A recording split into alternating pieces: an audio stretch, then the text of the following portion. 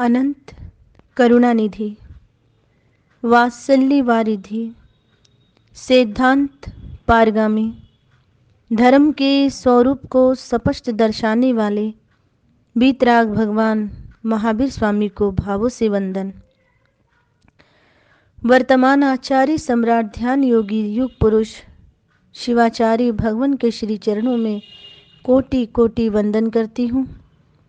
मम हृदय निवासिनी गुरनी मैया सरल आत्मा महासाध्वी श्री वीणा जी महाराज साहिब के श्री चरणों सरोजों पे शत शत वंदन करने के उपरांत धर्म प्रेमी बंधुओं, माताओं एवं भवी जीवों, महापुरुषों की वाणी को आप श्रवण कर रहे हैं। इतिहास में स्वर्णिम अक्षरों में जिन सिद्धांतकारी प्रसंगों को आप सुनते हैं, आई होप कि मैं उम्मीद करती हूँ कि आप सुने हुए पर अवश्य में आचरण करेंगे। आप सुन रहे हैं आजकल हमारे 19वें तीर्थंकर मल्लीनाथ भगवान का प्रसंग। मल्ली जिन बाल ब्रह्मचारी देखन को आए नर नारी। मल्ली जिन बाल ब्रह्मचारी देखन को आई नर नारी।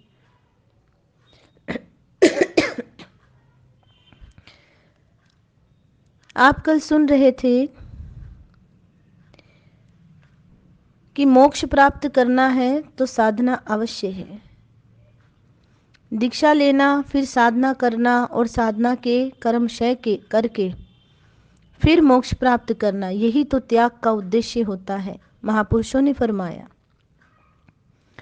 इसके पश्चात जीवन की यात्रा समाप्त हो जाती है। जिस उद्देश्य को लेकर राजा बल घर बार छोड़कर निकले थे, उसका ये उद्देश्य भी पूर्ण हो गया।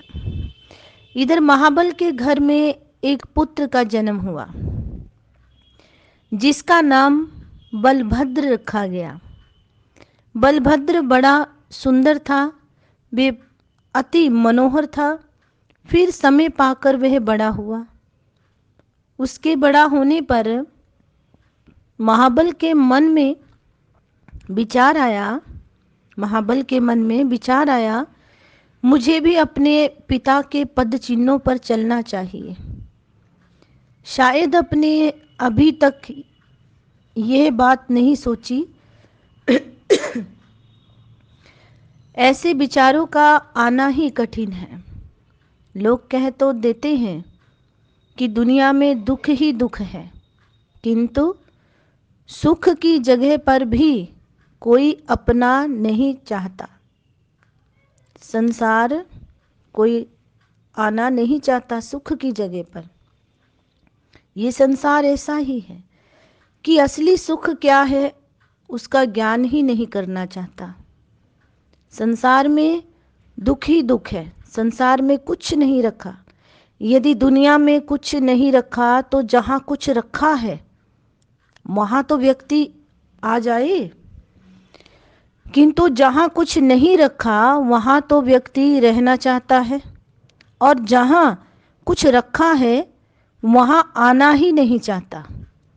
तो फिर जीवन का बनेगा क्या? प्रश्न किया गया है। महापुरुषों ने कहा है कि फिर जीवन का बनेगा क्या? केवल बात करने से कुछ नहीं होता। जीवन को बदले, त्याग करें और साधना को आगे बढ़ाना सीखें। जब जीवन आगे बढ़ता है तो जीवन की श्रेणी बदलती है। श्रेणी बदलती है तो सही जीवन की गाड़ी आगे बढ़ती है। महाबल केवल बातें ही नहीं कर रहा था, वो सोच भी रहा था। उसे भी अपने पिता का अनुसरण करना चाहिए। अब मेरे शरीर पर बुढ़ापा आ गया है। उसने अपने जीवन में 6 मित्र बनाए। महाबल ने 6 मित्र बनाए थे। मित्र स्वार्थी नहीं थे, वे परमार्थी थे, परमार्थी मित्र थे। उनकी मित्रता गूढ़ थी।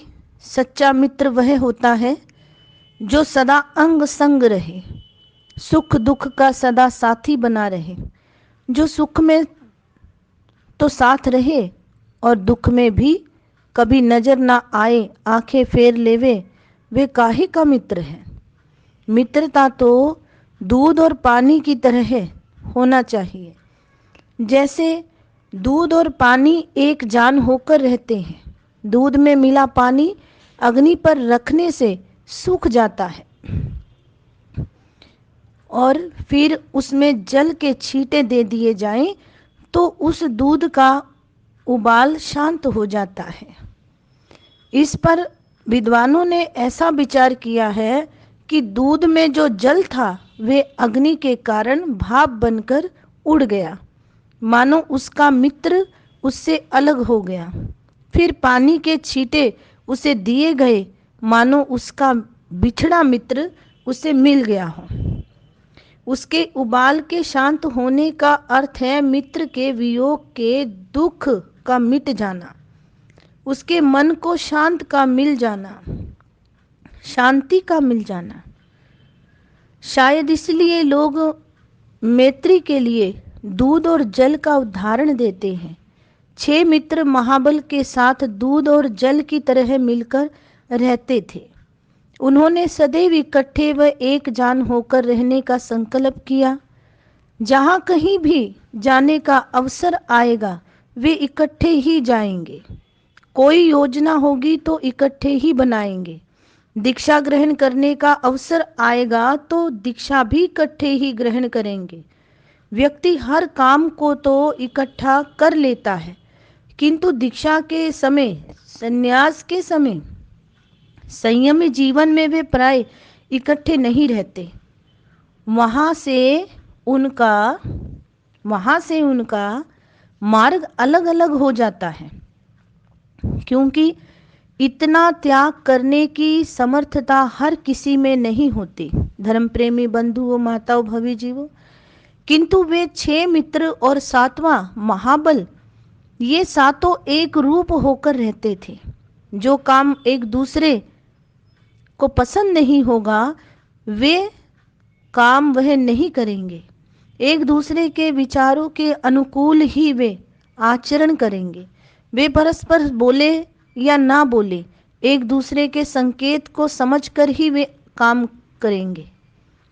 आप कहेंगे कि इशारा भी क्या कोई समझने जैसी बात है? क्यों नहीं? बुद्धिमान को तो इशारा ही काफी होता है। और वैसे भी विनीत शिष्य के लिए भी एक बात कहा, इंग्यागार संपन्न ने, कि इंगित इशारों को जानकर ही सब कुछ जान लेना, गुरु की मनोभाव को समझ लेना। ऐसा विनीत शिष्य जिसने कुछ समझा ही नहीं, उन्होंने तो जीवन में कुछ समझना ही नहीं। आप चातुर्मास के बाद भी यदि उन्हें देखेंगे तो वे वहीं के वहीं खड़े पाएंगे। लाखों व्यक्ति हमारी आंखों के सामने आ चुके हैं। हमने देखा है कि जिसने बदलना है वे बड़ी जल्दी बदल जाता है, जिसने नहीं बदलना वे कभी नहीं बदलता। उन 6 मित्रों ने संकल्प किया हुआ था कि दीक्षा के समय भी वे इकट्ठे रहेंगे, एक दूसरे के पीछे नहीं रहेंगे। ऐसा विचार उनका ज्ञान से प्रेरित था। ज्ञानी ही ऐसा विचार करते हैं, तथा ऐसे लोगों की मैत्री भी आदर्श होती है, आदर्श मैत्री है। वे हल्दी के रंग की तरह नहीं होती। मैत्री जीवन निर्माण व सुख के लिए होती है। दूसरों को सुख देना और स्वयं सुख लेना, यही उनके जीवन का महत्वपूर्ण उद्देश्य था। जीवन में सुख ही सबसे बड़ी उपलब्धि है। यदि जीवन में सुख नहीं है तो जीवन भी बिल्कुल नीरस व खुश्क बनकर रह जाता है।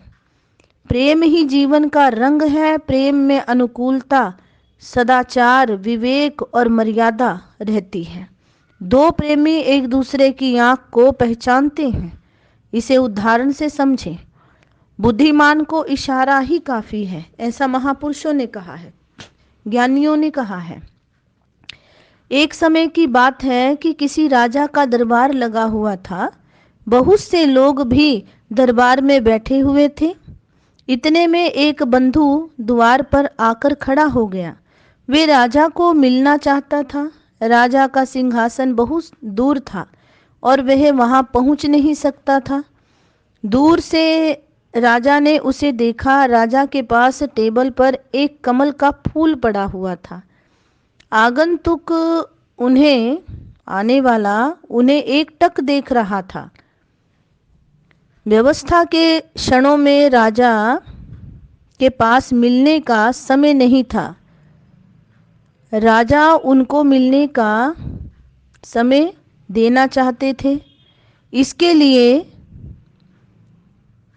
लिए उसने कमल को उठाकर उसकी पंखुड़ियों को आगंतुक के सामने रख के बंद कर दिया।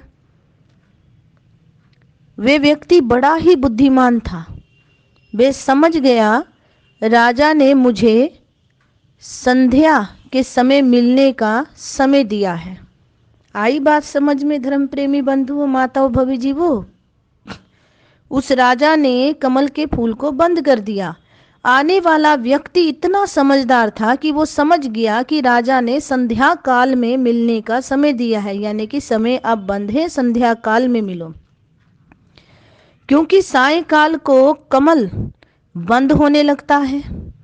समझदार के लिए लंबे चौड़े उपदेश की आवश्यकता नहीं होती। धर्म प्रेमी बंधुओं, माताओं, भवी जीवों, जिन्होंने संसार से विरक्त होना है वे तो महाबल की तरह शीघ्र ही विरक्त हो जाते हैं।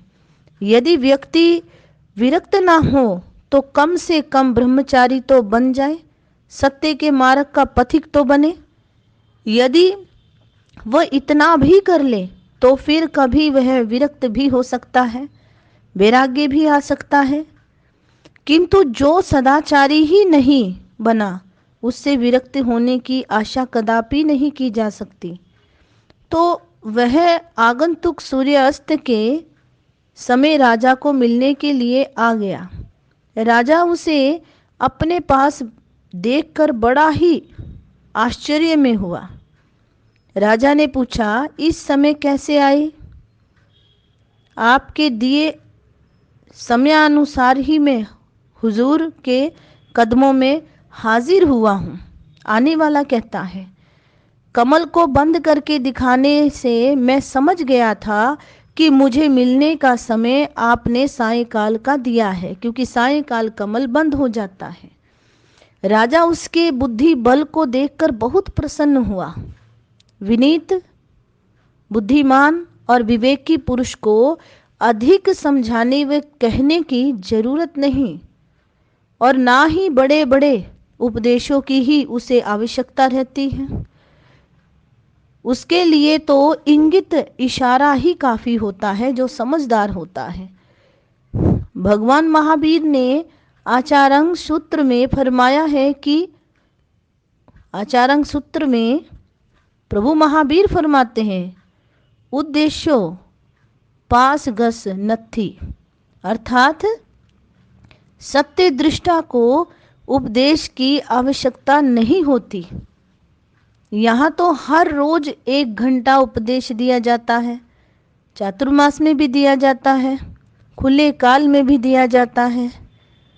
इसका अर्थ ये है कि व्यक्ति अभी परिपक्वता की भूमि पर नहीं पहुंचा। उसे धार्मिक संस्कारों को इकट्ठे करने के लिए अभी निरंतर धर्मशास्त्र सुनने की आवश्यकता है। महाबल और उसके पीछे उसके 6 मित्र भी घी खिचड़ी की तरह एक जान होकर रहते थे। महाबल विरक्ति में आ गया, यानी कि वैराग्य में आ गया था। उसने अपने 6 मित्रों के सामने अपने मन की बात रखी और उन्हें बताया, मैं दुनिया से वैराग्य लेना चाहता हूँ, साधु बनना चाहता हूँ। ये बात महाबल ने बताई। आप श्रवण कर रहे हैं मल्लीनाथ भगवान का प्रसंग।